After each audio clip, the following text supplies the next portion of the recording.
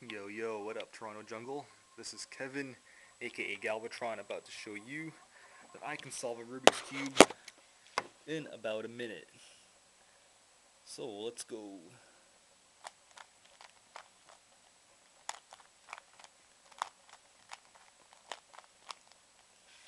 Hope you can see what I'm doing. I don't have a tripod, there's no really better way I can do this. But I can assure you that I am not peeling the stickers off. You can trust me on that.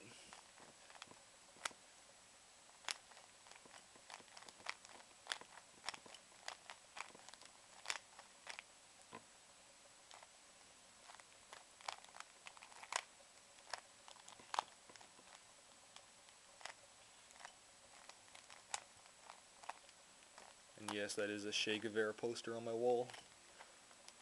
Don't be hating.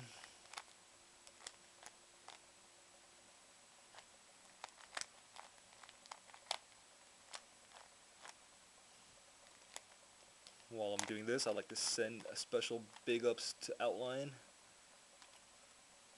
Keep doing your thing, bro.